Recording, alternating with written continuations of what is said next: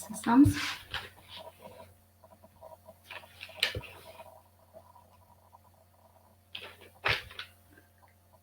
Taip, aš matau, kad jau rodo. Kelias akimirkas palauksim, kol prisijungs, kol visos susijungs, kurios registravosi. Ir mes šiandien pradėsime apie mūsų vidinę mergaitę, apie tai, kas vyksta moters viduje, kaip suvokti save, savo vidų. Labas vakaras, kas jungiasi. Už kelių akimirkų pradėsime.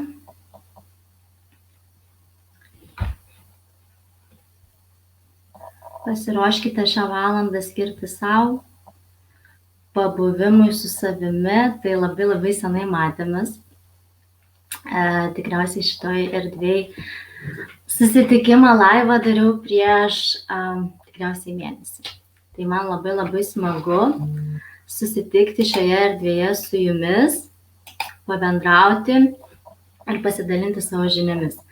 Nes per visą šitą mėnesį, kol manęs nebuvo gyvose live transliacijose, aišku, tos transliacijos vyko kitur, prikaupėm labai daug žinių, patirčių, istorijų, kurios leidžia suvokti, kas stabdo mus moteris ir kodėl mes neleidžiame savo patirti tai, ko norime patirti, kodėl mes stabdome save. Tai labas vakaras, kas jungiasi, įrašas išliks. Prie šitos informacijos galėsite grįžti jums patogiu metu. Parašykite, ar mane girdite gerai, iš kur atvykote, iš kur mane stebite, labai malonu sulaukti atgalinio ryšio ir neužilgo pradėsim. Tai visą balandžio mėnesį aš dariau gyvus susitikimus su moterimis Zoom platformoje. Jungiasi arti 100 moterų, pirmi susitikimai 30-40 moterų, bet paskutiniai 2 susitikimai buvo 70-80 moterų.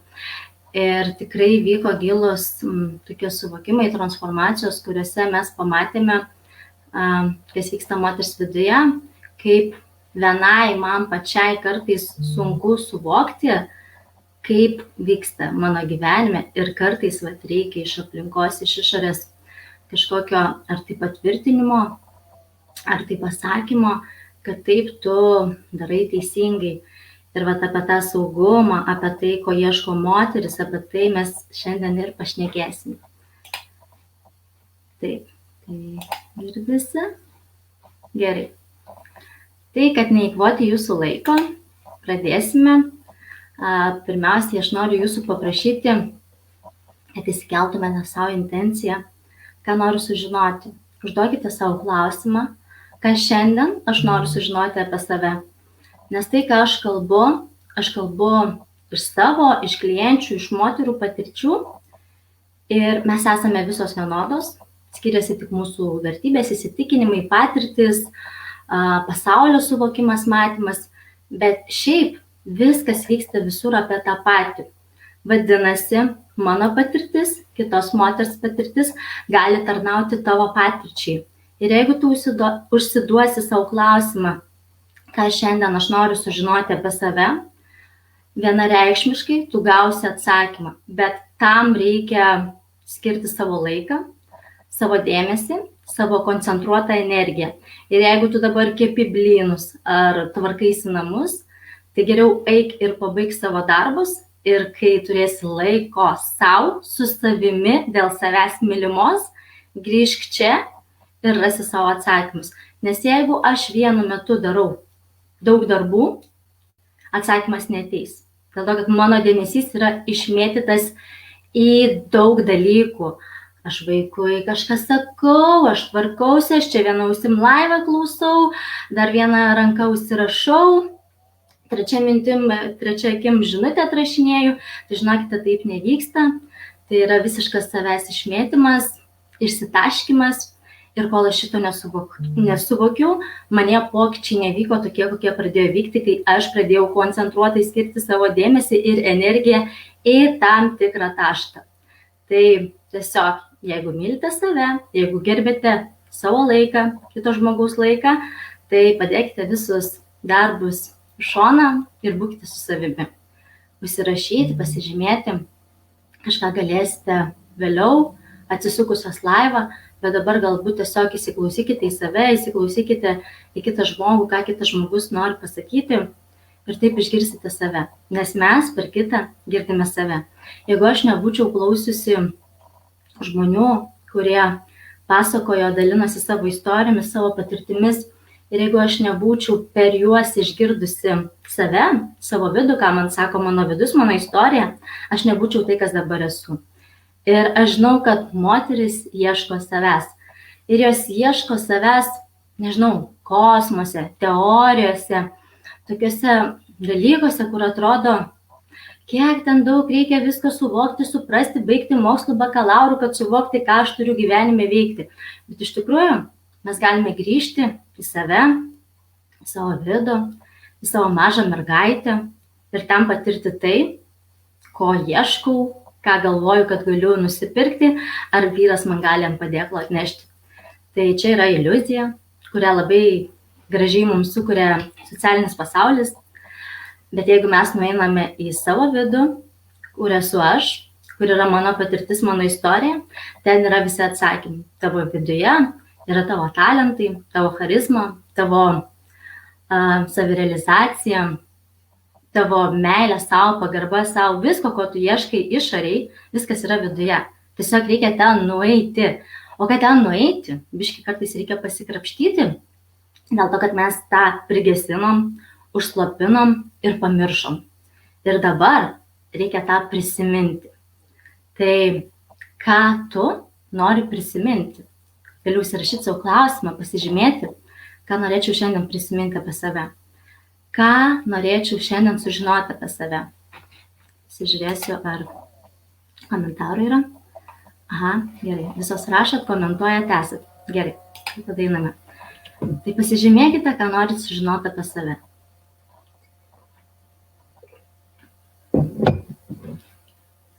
Kiekvienam mūsų mes turime istoriją, kuri susikūrė per mūsų gyvenimą.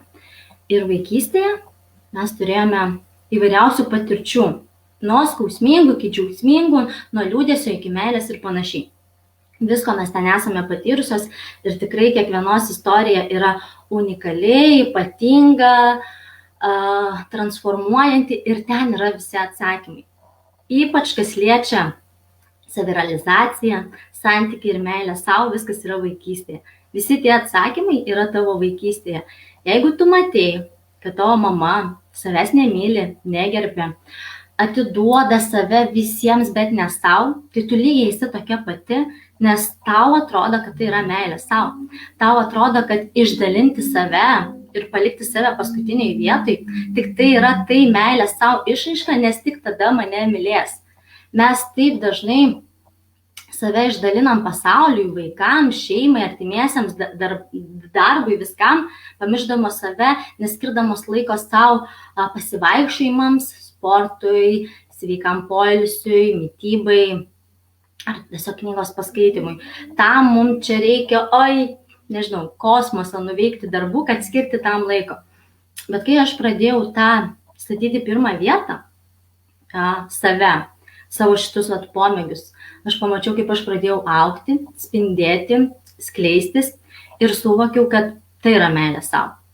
Ne nusipirkti suknelę, naujus batelius ar išvažiuoti į Maldyvus ar kažkokią kelionę. Tai yra tik tai papildymas. Papildymas viso to į save, nes jeigu aš myliu save, jeigu aš suteikiu savo tokį gyvenimą, kokio aš noriu, kaip man atrodo, geriausiai man pačiai, tai taip, aš galiu savo kažką nusipirkti, kažką suteikti ir investuoti į save ir savo gyvenimą, į savo erdvę, aplinką, kad jausčiausi geriau. Tai visi išoriniai dalykai, jie yra tiesiog papildymas, apdovanojimas, o tie vidiniai dalykai, kad ir mityba, tai yra vidinis dalykas, nes aš viską dedu į save, kiek materijos įdėsiu į save, tokia ir būsiu. Ir jeigu aš emociškai užvalgau, privalgau, tai faktas, kad aš nemylėsiu savęs, nes pas mane viskas pūsis išoriai. Ir tada aš būsiu nelaiminga, kritikuodama save, savo kūną, išmesdama iš savęs kažkokią savo kūno dalį, sakydama, kad su manim kažkas yra negerai, bet aš pati tą sukuriu. Sukuriu netikusius santykius, sukuriu darbą, kuris man yra nemylimas ir mano širdžiai neprieinamas vien dėl to, kad kažkam įtikti, kažkam patikti, vien dėl to, kad galbūt finansiškai yra naudinga. Ir visa tai yra tiesiog savęs įsižadėjimas, nes aš nutolstu nuo savęs. Bet jeigu aš ateinu į savo vidų, ateinu į tai, kas aš esu iš tikrųjų, leidžiu savo suvokti, kad geriau išeisiu iš to darbo ir būsiu laiminga. Aš dirbau 10 metų savo mylimą darbą ir aš buvau ten kaip ir laiminga. Bet man kažko vis trūko ir nesupratau ko. Aš ten kaip ir save realizavau, bet vis kažko trūkdavo. Ir kol aš netėjau į savo vidų, aš nesupratau, ko man trūko. Ir kad išeiti iš to darbo arba sumažinti tą darbą 7 kart daugiau negu įprastai, man buvo labai labai sunku priimti, nes tai yra toks rizikingas faktorius, nes jeigu aš paliksiu tą darbą, aš neteksiu savo pajamų, aš neteksiu galbūt kažkokio stabilumo, pas mane atsiras galbūt kažkoks chaosas, papildomi reikalai, kaip čia daugiau uždirbti, ką daugiau daryti. Bet ką tame išvelgiau aš, tai kad atsirado naujas galimybės, nauji pasiūlymai, naujos veiklos, nauja energija. Nes jeigu mes esame prisirišusios prie seno darbo, senos veiklos, tai supraskite, kad niekada nieks neteis naujo 100%. Tas naujas dalykas, pasiūlymas jis ateina, bet jis neateina toks, jeigu tu nebūtum prisirišusi dar prie savo senosios praeities. Nu, aš vieną koją esu savo senam darbe, nes ten yra patogu ir saugu, o vat kitą koją aš esu galbūt savo kūryboje, savo hobyje, savo savirealizacijoje. Ir kol aš nepriimu sprendimo, kaip man pasielgti, tol aš negaliu suvokti, ko mano vidui reikia, ko man vis dar trūksta. Ir tada, kai aš nesuvokiu, ko man trūksta, aš pradedu to reikalauti dažniausiai iš partnerio, kad tu privalai tą 3. ir 4. Ir jeigu nebus taip, tada aš priimsiu tai, kad tu manęs nemyli, tai, kad tu manęs negerbi, kad aš tau nesu svarbi ir visa kita. Supraskite, kad jūsų išorė atspindi jūsų vidų. Ir jeigu vidui aš esu neapsisprendusi, tai mano gyvenime ir ateina tokios situacijos, kurios nėra aiškios man pačiai. Tada tas vyras, jisai toksai atrodo, tai myli, tai nemyli, tai šiandien aš jam svarbi, tai nesvarbi, tai neša į šeimą materiją, tai neneša, tai vartoja alkoholį, tai nevartoja ir gaunasi, kad santykiai yra linksmieji kalneliai. Šilta, šalta, myliu, nemyliu, kenčiu, nekenčiu. Tai santykiai gerėja, keičiasi ir tobulėja, kai aš ateinu į save. Kai tu ateini į savo vidų ir randi atsakymus, ko tu nori iš to partnerio, ko tu nori iš pačios savęs. Tai dabar eikime į tą mūsų vaikystę, į tą mažą mano vidinę mergaitę. Šioje temoje aš net nežinau, kaip aš į ją atėjau, bet aš bendraudama su moterimis, vesdama sesijas, aš suvokiau, kad viskas ateina iš tos mažos mergaitės. Mes užaugome, bet mergaitė neužaugo. Jinai neužaugo dėl to, kad jai trūko dėmesio, trūko meilės, trūko pritarimo, trūko patvirtinimo, pagirimo. Jai tiek daug visko gyvenime trūko, kad jinai nusprendė ten pasilikti ir būti. Ir dabar iš tavęs vis reikalauja duok man, jinai yra vis nepatenkinta dėl to, kad jinai yra palikta ir išstumta.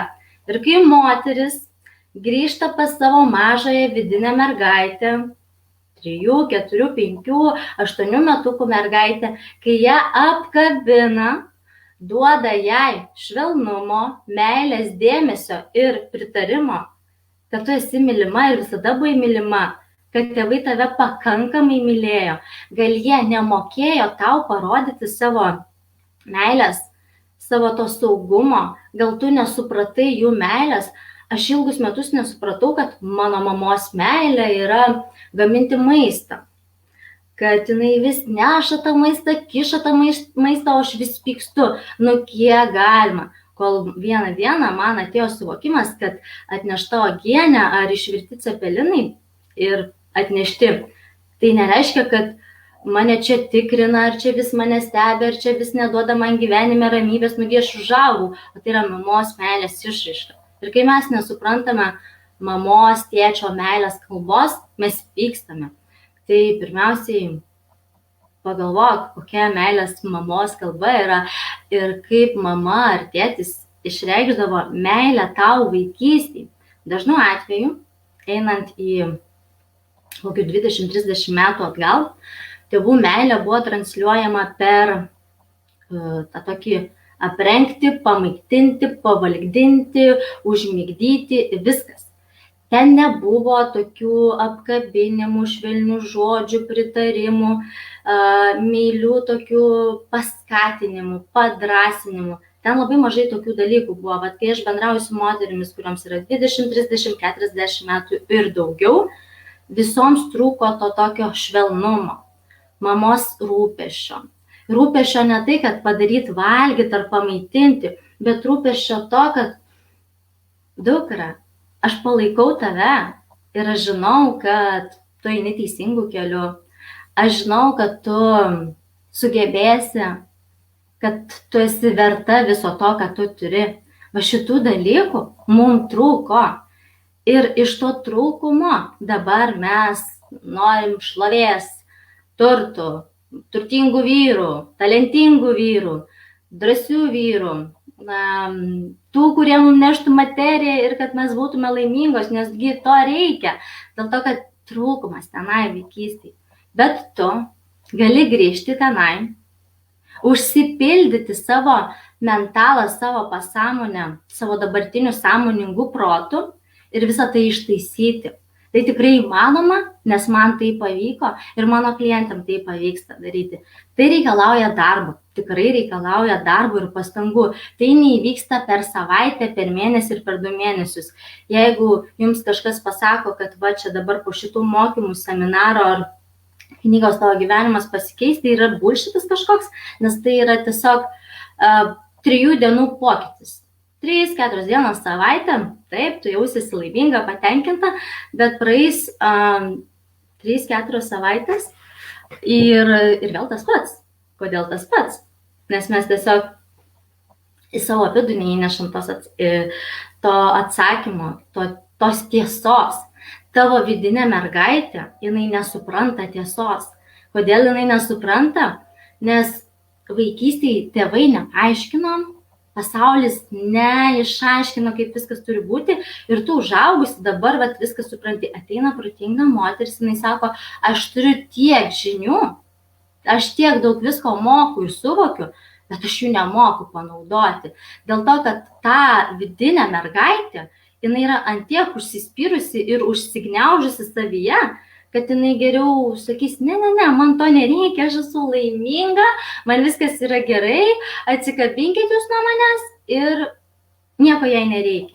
Bet aš savo sąmoningų dabartinių protų dabar galiu grįžti į savo vaikystę, kai man buvo 5, 7, 3 metai ir viską ten įdėti, sunešti, jai surašyti, jai išmedituoti, jai išvizualizuoti, kad jinai tą suvoktų, nes jai reikia suvokimo ir patvirtinimo tam, kad jinai atstotų nuo to vyro ir leistų jam eiti savo keliu, leistų vyrui būti savimi, nes mes norim keisti tos vyrus. Mes galvojam, kad jam tą reikia pakeisti, tą pakeisti ir tada jau jisai tiks. Žinokit, netiks. Kai aš pasakiau, va šitas man netinka, o va tada, kai tu pakeisi tiks, jis pakeitė tai partneris, bet žinokit, vis tiek netiko. Ir man tada ateina suvokimas, kad čia ne vyro problema, ne pas partnerį yra bėda, o pas tave. Vaikystėj, gal su tėčiu kažkas įvyko, neužsipildai kažko trūko ir va ten pasiliko tas vadinamas kažkoks blokas ar pretenzija, galima pavadinti tai kaip norime, nuoskauda, skausmas, bet gal tėtis paliko ir dabar tu turi partnerį, kuris pastoviai tave palieka. Netiesioginė prasme palieka ir išeina pas kitą moterį, bet vat palieka penktadienio vakarą, kai tu jo lauki, o jisai, tai aš pas draugus arba darbę užtrukau. Būsena yra ta pati. Paliko tėtis, paliko vyras. Lygiai tokia pati būsena. Ir tu dabar ją turi dėl to, nes vaikystėje ten praeitie pas tėtinai yra likusi. Kai tu grįžti, ten susitvarkai, viskas pasikeičia, partneris pradeda grįžti laiku, jisai pradeda elgtis kitaip, kodėl tai vyksta, nes kartais atrodo, tai kaip jis gali pasikeisti, ypač su alkoholiu labai aktuali tema, bet mes dabar apie tai išėjimą. Nesąmonė, aš netikiu, čia yra nesąmonė, paistalai, mano vyras niekada negrįždavo, jisai niekada negrįš, jisai visą gyvenimą vartoja alkoholį ir visada jisai visą gyvenimą vartos alkoholį ir jisai tikrai nepasikeis. O tokios kategoriškai nusiteikusios moteris netiki, nes niekada nieks nesikeis. Bet kai jos grįžta į savo vaikystę, pakeičia ir suvokia, ką tėtis davė, ką tėtis išmokino, ką tėtis davė, suvokti savo tokiu elgesiu. Kai ta mergaitė, būtent ta mergaitė suvokia, tada tau ateina, tai aš dabar šitą kai paleisiu, tada kažkas pradės keistis. Nepasikeis per savaitę, bet gal pasikeis per mėnesį, per pusę metų. Ir jeigu tavo vyras visada vartoja alkoholį, žingsnis po žingsnį jisai pradės ir nustos vartoti alkoholį. Kodėl tavo vyras vartoja alkoholį? Jeigu pradžiai santykiuose jis visiškai nevartodavo arba vartodavo tik tai gimtadienį, vakarėlį, baliai kažkokie, o dabar pradėjo vartoti kas antrą dieną, kartais vakare, gal kiekvieną dieną, tai dažnu atveju moteris prie to priveda. Ir kai moterims pasakai, kad tu jį prie to privedė, ne, aš jam nepyliau į burną. Bet mes privedam tą, kad mums reikia tos būsenos, mums reikia pykti ant geriančio vyro, dėl to, kad aš vaikystėje pykau ant geriančio tėčio, dėl to, kad tėtis, kai geria, jisai galbūt negražiai kalbėdavo, negražiai bendraudavo, kažką darydavo, galbūt smurtaudavo ir tuo metu tą mergaitę patirdavo labai stiprų baimės jausmą, pyktį, nesaugumo jausmą, nežinomybę, kaip bus, kas bus ir ta tokia akimirka, kad tik greičiau pasibaigtų. Ir dabar moteris, jinai pritraukia į savo gyvenimą vyrą, kuris, aišku, ir su savo tėvais santykėje turi problemų galbūt su alkoholio tema. Ir pradžiai galbūt net nevartoja to, bet kai prasideda buitis, ta rutina, jisai savo emocijas labai lengvai ir greitai gali nuslopinti alkoholizme. Ir kai moteris turi pretenziją savo vyrui, tėčiui, tai jinai visada turės pretenziją ir savo vyrui dėl to. Ir jinai pradės kažkaip nepriimti jo, atstumti jį, bandyti kažkaip jį pakeisti, pamokyti, būti galbūt jam mama, ar tai draugė, ar tai sesė, kažkas, bet ne moteris, ta, kurią jisai įsimylėjo. Ir kai jinai tam tas savo rolės keičia, tada vyras tiesiog pradeda vartoti alkoholį ir jisai galvoja, kad alkoholis tai yra didžiausias įsigelbėjimas. Tada mes pykstame ir galvojame, kad jis niekam tikės, kad aš susirasiu geresnį ir tau parodysiu, kaip man bus gerai be tavęs. Ir aš susirandu kitą ir kitas elgesi taip pat. Aš susirandu trečią, ketvirtą ir kitas elgesi vėl ir vėl taip pat. Tai dabar jūs man pasakykite, ar vyrose yra problema, ar manyje, kad aš pritraukiu tokius vyrus. Nes čia ne vyrose problema. Problema yra tavyje, nes tu šičia turi pretenziją pas savo tėtį. Ir tą pretenziją reikia spręsti. Gal net ir pas mamą. Bet kai tu ją sprendi tą pretenziją, pas tave ateina kitokie partneriai. Daugiau mažiau gal jie kažką ir vartoja, bet ir jie vartoja nebe tiek, arba išvis nebevartoja. Pasikeičia. Kodėl? Todėl, kad tavyje, tavo viduj nelieka nuoskaudų, skausmo, pretenzijų, kažkokios skausmo, kančios, dėl to, kad ten nėra vietos. Ir kai ten nėra vietos, neateis vyras su ta savybė, kur pykdys tave. O jeigu ateis, tu ją antiek priimsi su meile, kad tu savo bendravimu, savo komunikacija, elgesiu ir savo priėmimu vyrą išgelbėsi.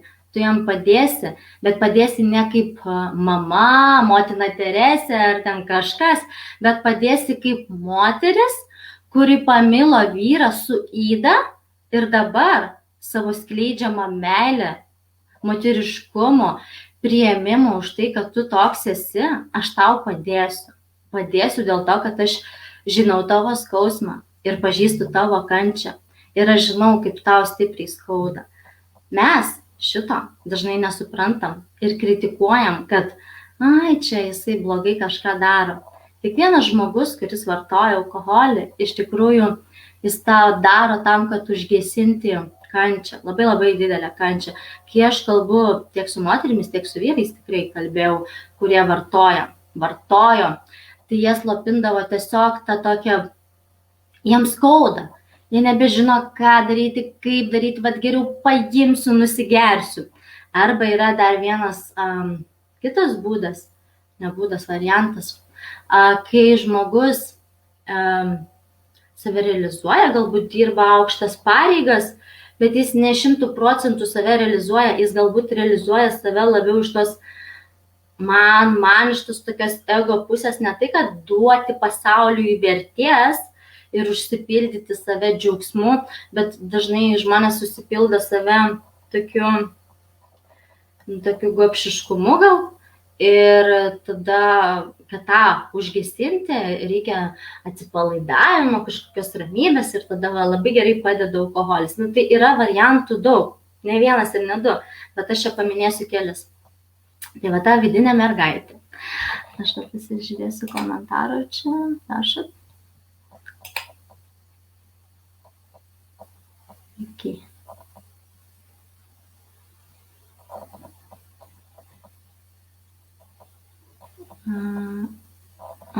Čia man kažką parašė, pažiūrėkit, ar neatidarėte 2 Facebook'o puslapių. Okay. Tam, kam neįmanoma klausyti, tai neikit ir neklausykite. Aš kalbu tam, kam reikia. Tai va. Ir kai maža mergaitė pameta save, jinai tiesiog nesirūpina savimi, jinai rūpinasi visais, bet ne savim. Jinai yra labai puikus įrankis padėti pasauliui, bet padėti ne savo. Ir mes labai dažnai pametam tada save. Mes dažnai paliekam save 2., 3. plane, o savo laiką skiriame kitiems. Vien dėl to, kad norime to gal kažkokio pripažinimo, vien dėl to, kad viduje yra trūkumas ir yra noras būti pripažintai. Noras to tokio, kad nebūčiau išstumta, nes galbūt vaikystėje aš jaučiau to tokį išstumimo, atstumimo jausmą. Ne dėl to, kad tėvai manęs nemylėjo, bet dėl to, kad jie galbūt daug dirbo, skyrė man mažai dėmesio, mažai laiko. Ir aš tada visiškai nuo savęs nutolau, aš buvau skausme, man buvo liūdna ir kai aš vaikystėje patiriu tokius jausmus, momentaliai suaugus aš to labai labai stipriai reikalauju į save. Ir moteris dažnai tada pamiršta tą tokį vaikiškumą, vėjo vaikiškumą, tą moteriškumą, užsidaro save po tam tikrais šarvais ir galvoja, kad viskas yra gerai. Nors viduj jaučia, kad trūksta meilės, dėmesio ir visko, ko tik tai jinai norėtų, bet jinai apsimeta, kad viskas jos gyvenime yra gerai, kad santykiai yra geri, kad darbas yra geras, bet viduj vis yra tas toksai, o ką aš norėčiau daryti, o ką aš norėčiau veikti.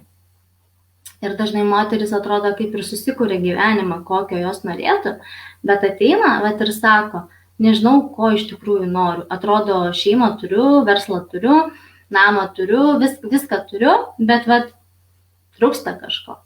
Trūksta ramybės, trūksta pilnatvės.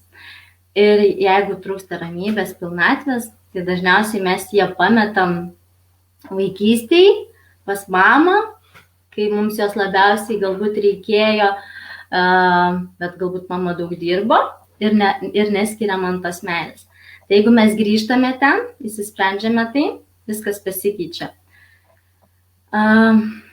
Ir kai moteris jaučia tą tokį atstumimo jausmą, vat, vis kažkur nueinu, tai jei ne vyras čia namie mane atstums, tai gal darbe kažkur, arba šiaip kažkur va, tas toks atstumimas, arba manęs nepastebėjo. Tai čia dažnai yra tas, kad vaikystėje man trūko vėlgi tos meilės ir aš buvau ta išstumta ir ten susikūrė pretenzija ir aš iš širdies išstumiau mamą, tėtį, o gal abudu ir ten yra labai didelis trūkumas ir atstumimo jausmas. Mes esam 50% mama, 50% tėtis. Ir jeigu nors vienas iš jų yra išstumtas iš mūsų vidaus, tai yra trūkumas. Ir dažnai moteris sako, viskas gerai su mano tėvais, santykiai su tėvais yra geri. O kai buvo vaikystėje? Tai vaikystėje buvo daug visko. Tai jeigu mano gyvenimas nėra toks, kokio aš noriu ir sakau, kad mano santykiai yra su tėvais geri, tai čia yra melas savo, nes santykiai su moterim, užaugusią moterim yra geri.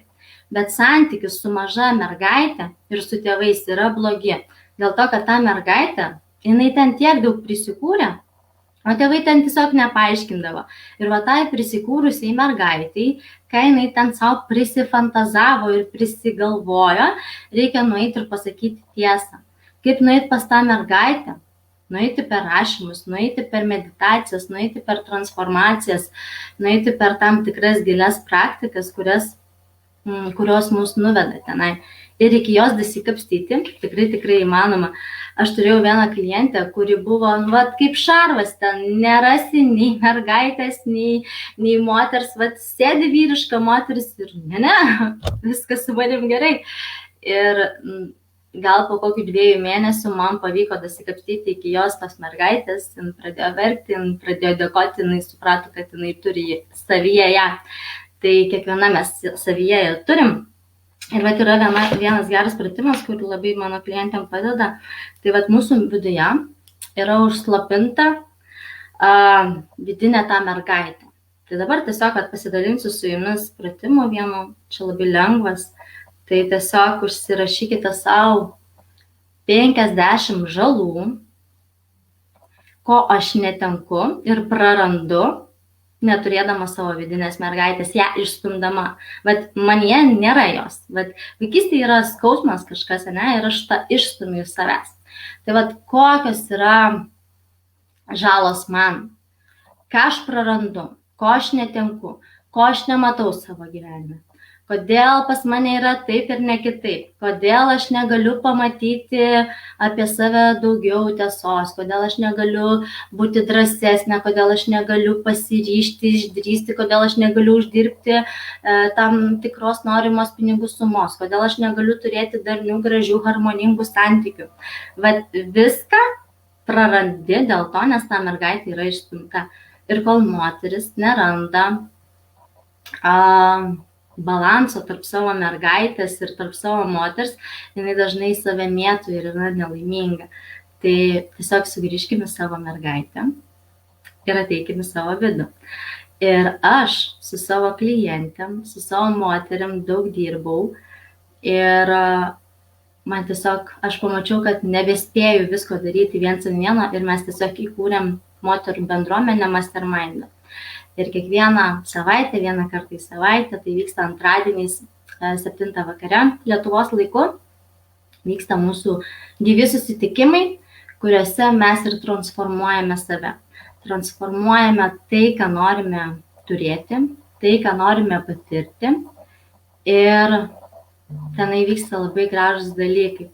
Ir ta grupė, tas Mastermindas, jisai startavo visai neseniai, todėl kiekviena galite prisijungti ir ateiti pas mus. Dabar pasidalino nuorodą, tenai galite paskaityti daugiau apie patį tą Mastermindą. O aš dabar su jumis noriu pasidalinti nes tikrai žinau, kad ne visos moteris galbūt esą girdėjusios, domėjusios apie tą patį mastermindą, tai aš su jumis pasidalinsiu, kas yra tas mastermindas ir kam jisai yra skirtas. Toje akimirką. Ir dabar jūs savo ekrane turėtumėte matyti mastermindo skaidres, vizualias. Tik tai aš pasižiūrėsiu, ar tikrai matosi, kad po to nebūtų, kad aš kalbu, nežinau kam, kalbu ir nesimato. Tai aš pasižiūriu. Taip, gerai. Aš matau, kad matosi. Tada labai gerai. Tai truputį papasakosiu jums, kas yra mastermindas ir ką čia moteris veikia. Tai yra tiesiog grupiniai moterų susitikimai, kurie išlaisvina mūsų vidų, atveria moters plačias galimybės ir čia tu gali atrasti save. Tu gali atrasti tai, ko tu ieškai, dėl to, kad per moteris, per moterų istorijas, per klausimus, per bendravimą, per tam tikras transformacijas, įrankius, aš pamatau save. Ir aš taip stipriai pamatau save, kad man ateina atsakymai, ką aš turiu daryti ir ką man reikia daryti. Tai pats mastermindas yra tiesiog bendraminčių bendruomenė. Tai yra erdvė, kurioje tu gali augti ir tobulėti. Tai yra greitesnis tikslo pasiekimas, nesvarbu kokioje srityje. Nori sutvarkyti savo santykius, nori tapti mylinti moteris, kuri myli save, nori tapti moteris, kuri realizuoja save, galbūt darbe kažkokie tikslai, galbūt ieškai savęs, ieškai, ką nori gyvenime veikti, galbūt nusibodo gyvenimo rutina ir nori savo gyvenimą įnešti kažko daugiau. Tai naujos idėjos ir nauji suvokimai, įkvėpimai ir įsipareigojimai veikti. Mes turime privačią Messengerio grupę, kurioje kiekvieną savaitę dalinamės savo tikslais ir pasiekimais. Ir kai tu turi atsakomybę prieš moterų ratą, prieš moteris, tu tą padarai. Jeigu ne viską padarai, tai daugiau mažiau tu tą tikrai padarai. Ir aš žinau, kad tai tikrai veikia, nes aš esu ne vienam mastermindė ir aš žinau, kad tai padeda augti tau pačiai kaip asmenybei ir plėstis. Ir kai aš pamačiau, kad tai labai stipriai padeda, aš nusprendžiau sukurti ir realizuoti ir šitoj srity save. Ir padėti moterims, padėti savo, dar daugiau patirti ir dar daugiau įsileisti savo gyvenimą patirčių. Tai yra dalinimas patirtimis. Nes tiek aš, tiek moteris mes daliname savo patirtimis ir čia mes patirime labai daug įdomių dalykų. Taip, tada palaikymas ir pagalba sprendžiant bet kokius klausimus. Kam skirtas yra mastermindas ir jo sesijos visoms ieškančiams savęs ir norinčiams greičiau atrasti atsakymus į savo rūpimus klausimus ir visiškai nesvarbu, kokioj srity tu nori augti, santykiai, savirealizacijai, finansinis proveržis, gyvenimo įpročių keitimas, savęs pažinimas, lyderystė tiek šeimoje, tiek karjeroje. Tu gali augti visur. Jei nori kitokio gyvenimo, metas pradėti daryti kažką kitaip nei įprastai. Nes jeigu mes darysime tos pačius žingsnius, tos pačius veiksmus, mūsų gyvenime nieks nesikeičia ir tikrai nieks nesikeis. Todėl jeigu aš noriu daugiau ir noriu iš savo gyvenimo pasiimti maksimumą, atverti savo tą vidinį autoritetą, identitetą, tai kas yra manyje, nes manyje yra daug integruota programų, kurias aš galiu nuimti ir įdėti naujas programas. Manyje yra daug patirčių, kurias aš galiu pakeisti, transformuoti arba išplėsti ir tada aš galiu pradėti žydėti. Tai šitas mastermindas, kainą matote ekrane, tai yra mėnesinė narystės kaina. Mastermindas vyksta kiekvieną mėnesį, kiekvieną antradienį, 19 valandą Lietuvos laiku. Ir tos, kurios nori prisijungti, galite prisijungti. Jau dabar, šiandien mes pridėsime jūs į Messengerio palaikymo grupę, į privačią Facebooko grupė, kurioje jau yra, man atrodo, jeigu neklystu, jau yra 7 video įrašai, kurie trunka apie 2 valandas, tai ten yra transformacijos, ten yra vertybės, ten yra klausimai, atsakymai, kurie yra naudingi man, kad aš suvokčiau save, kodėl aš esu čia, kur esu savo gyvenime. Ten yra pavyzdžiai, ten yra įrankiai ir tu ten galėsi jau dabar pradėti. O rytoj mes susitinkame su moterimis gyvai susitikime per Zoom. Susitikimai vyksta Zoom platformoje, įrašai visada išlieka, yra prieinami, kol gyvuos Facebookas, tol įrašus tu galėsi matyti, kol būsi grupėje, visada jose būsi. Tai narystės kainą matote, taipogi yra bonus dovanų,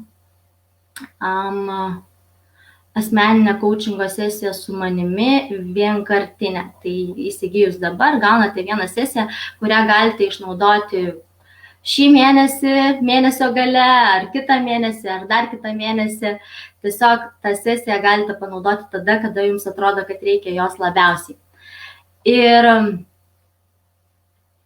po pirmo susitikimo, jeigu aš matau, kad man nerezonuoja, nepatinka, yra suteikiama pinigų grąžinimo garantija, tai jūs neprarandate nieko. Jūs galite prisijungti, jūs galite pamatyti, paklausyti, peržiūrėti, perleisti per save ir suvokti, ar man to reikia ar nereikia. Tai yra pasiūlymas skirtas moterims. Aš dirbu su moterimis, padedu transformuoti ir patirti save iš vidaus moterims. Ir kelionė jinai yra tikrai ypatinga. Tai kviečiu prisijungti ir tave ir patirti tai, ką patiria moteris, kurios realizuoja save. Ir klausimas yra, kodėl tai brangu. Tai yra mėnesio susitikimai, kurie vyksta kiekvieną savaitę ir tai nėra didelė investicija. Jeigu mes skaičiuotume į savaitę, tai yra tiesiog 20 eurų per savaitę, tai aš neskaitau, kad tai yra brangu. Ir kiekvienas žmogus turi savo vertę, turi savo kainą ir aš nežiūriu galbūt į rinkos kainą, aš žiūriu į vertę, kokią duodu moterims, kokią duodu savo ir savo gyvenimui. Tai prieinamumas, nežinau, ar yra pasiekiamas kiekvienai, bet toms, kuriuoms reikia, prieinamumas yra tikrai pasiekiamas visada. Tai tos, kurios nori, kreipkitės, rašykite, ateikite ir patirkite tai, ką norite patirti.